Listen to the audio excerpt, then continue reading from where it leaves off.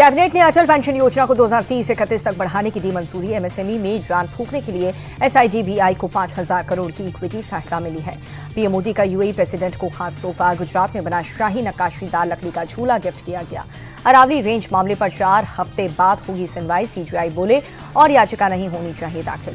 चुनावी साल में डीएमके का मद्रास हाईकोर्ट से बड़ा झटका। सनातन पर उदयनिधि स्टालिन के बयान को कोर्ट ने हेट स्पीच माना, कहा कि इससे हिंदुओं की भावनाओं को ठेस पहुंचा।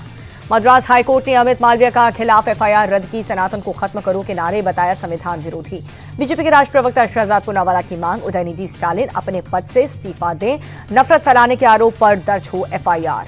दिल्ली में पोल्यूशन को लेकर के सुप्रीम कोर्ट सख्त है, जिम्मेदार स्टेक होल्डर्स को दिया 4 हफ्तों का समय। सुखना झील को लेकर के सुप्रीम कोर्ट ने हरियाणा सरकार को लगाई फटकार, कहा कि अधिकारी और बिल्डर की मिलीभगत ने झील को बर्बाद किया, पर्यावरण को नुकसान पहुंचाने वालों के खिलाफ लेंगे एक्शन। चुनाव आयोग ने सुप्रीम कोर्ट में दाखिल हलफनामे में ममता बनर्जी की आलोचना की, कहा कि एसआईआर को नुकसान पहुंचाने के लिए भड़काऊ भाषण दिए, अधिकारियों के खिलाफ हिंसा और धमकियों का माहौल है।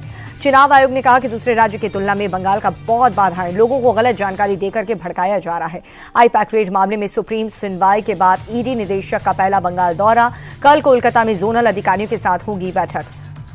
बंगाल एसआईआर को लेकर के एक्शन मोड में चुनाव आयोग 10 जिलों में 12 ऑब्जर्वर की टीम भेजी, प्रोसेस की निगरानी का जिम्मा। बीएमसी मेयर को लेकर के उद्धव ठाकरे का बड़ा दावा, कहा कि ईश्वर ने चाहा तो शिवसेना यूबीटी का होगा मेयर। बीजेपी की जीत विश्वासघात और धोखे की।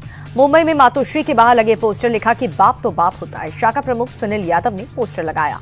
शिवसेना यूबीटी ने पूर्व मेयर किशोरी पेडनेकर को दी जिम्मेदारी, 1 साल के लिए बीएमसी में ग्रुप लीडर नियुक्त किया। निकाय चुनाव के बाद उद्धव को भाई राज ठाकरे ने दिया झटका। कल्याण डोंबिवली में शिवसेना शिंदे गुट को एमएनएस का समर्थन।